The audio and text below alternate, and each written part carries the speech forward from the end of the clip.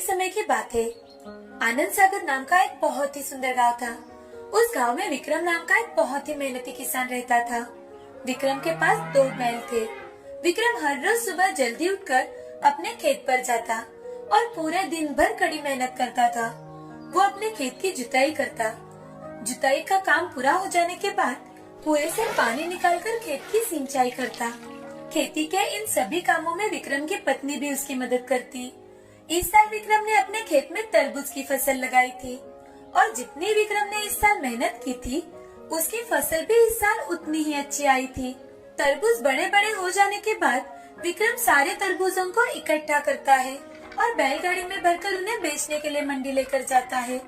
लेकिन इस साल मंडी में तरबूजों की अच्छी कीमत नहीं मिल रही थी, इसीलिए विक्रम अपने सारी तरबूजों को लेकर घर लौट आता है और उदास होकर घर के बाहर सोचते हुए बैठ जाता है। तभी विक्रम के चाचा विक्रम के घर के पास से गुजर रहे होते हैं। वो विक्रम को इतना उदास और निराश बैठा देख विक्रम के पास जाते हैं और विक्रम से, अरे विक्रम बेटा, क्या हुआ? इतने उदास होकर क्यों बैठे हो? तुम्हें तो इस साल फसल भी अच्छी हुई है, फिर समस्या क्या है बेटा? अरे चाचा, इस साल फसल तो मुझे बहुत अच्छी हुई है, लेकिन मंडी में तरबूजों के दाम बहुत गिर चुके हैं, इसलिए मैंने वहाँ एक भी तरबूज नहीं बेचा। बस इतनी सी बात। तुम ऐसा करो, बैलगाड़ी में भरकर सारे तरबूज किसी सड़क पर बेचने ले जाओ। तुम मंडी में तरबूज ना बेचकर सीधे लोगों को बेचो। पिछले साल मेरे एक दोस्त ने भी ऐसा ही किया था, उसे बहुत अच्छी कमाई हुई थी। ऐसा कहकर चाचा वहाँ से चले जाते हैं। अगले ही दिन विक्रम तरबूज बैलगाड़ी में भरकर उन्हें सड़क पर बेचने के लिए निकलता है। विक्रम उसके तरबूज की बैलगाड़ी एक भीड़-भाड़ वाली सड़क पर खड़ी कर देता है। विक्रम के बढ़िया तरबूज लोग हाथों हाथ खरीद लेते हैं। देखते ही देखते विक्रम के सारे तरबूज बिक गए। उस दिन विक्रम को बहुत अच्छी कमाई हुई। विक्रम खुश होकर अपने घर के लिए लौटता है। इधर विक्रम के घर के पड़ोस में चंदू नाम का एक बहुत ही आलसी किसान रहता था। विक्रम की अच्छी कमाई हो रही है, ये देख चंदू बहुत चौंक जाता है और जब वो विक्रम को पैसों से भरी थाली घर में लेकर जाते हुए देखता है, तब चंदू चुपके से विक्रम की सारी बातें सुन लेता है कि कैसे तरबूज बेचकर विक्रम ने इतने सारे पैसे कमाए हैं। अगले दिन से चंदू भी हल लेकर तरबूज की खेती करने के लिए अपने खेत की तरफ निकलता है। चंदू भी अपने खेती की जुताई करता है और फिर तरबूज के बीज अपने खेत में डालता है। चंदू तरबूजों को जल्दी बड़ा करने के लिए अपने खेत में जमकर केमिकल का इस्तेमाल करता है और इसी तरह उसके खेत के तरबूज जल्दी बड़े हो जाते हैं।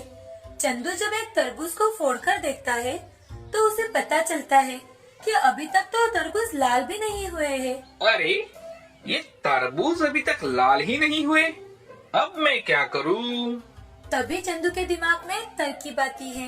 वो अपने सभी तरबूजों को लेकर घर पहुंचता है और बाजार से तरबूज लाल और मीठे करने वाला केमिकल खरीद लाता है और इंजेक्शन के जरिए सभी तरबूजों को अंदर से लाल कर देता है और सोचता है,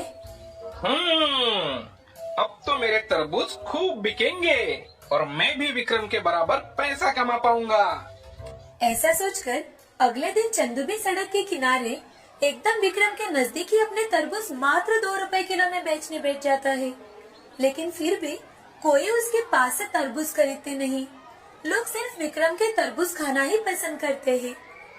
आइए भाई साहब, आइए, ताजा मीठे और प्राकृतिक तरीके से लाल तरबूज खाइए। चंदू को ये सब देखकर बहुत गुस्सा आता है कि कोई उसके पास तरबूज खरीदने के लिए नहीं आ रहा।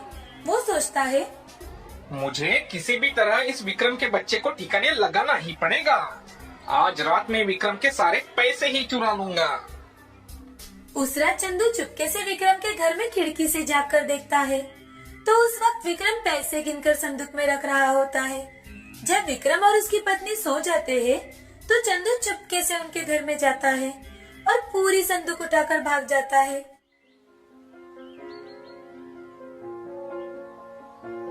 अरे विक्रम, क्या हो गया? इतना दुखी होकर क्यों बैठे हो भाई? अब क्या बताऊं भाई साहब, कल रात को कोई मेरे घर से पैसे चुरा कर भाग गया। मैंने पैसे संदूक में रखे थे, कोई पूरी संदूक ही उठा कर ले गया। मैं तो बर्बाद हो गया, अब मैं क्या करूंगा? थोड़ा ध्यान रखा करो विक्रम, अब जो हुआ सो हुआ। अब अपने खेत पर जाओ और दोबारा काम में जुट जाओ। ईश्वर तुम्हारी जरूर मदद करेगा। बेचारा विक्रम निराश और हताश होकर अपने खेत की तरफ जाता है। जब विक्रम अपने खेत में आ पहुंचता है तब उसे बहुत ही बड़ा और चमकीला तरबूज दिखाई देता है। इतने बड़े तरबूज को देखकर विक्रम चौंक जाता है। तभी वहाँ एक देवी प्रकट होती है और विक्रम से, विक्रम, यह एक जादुई टंकी है।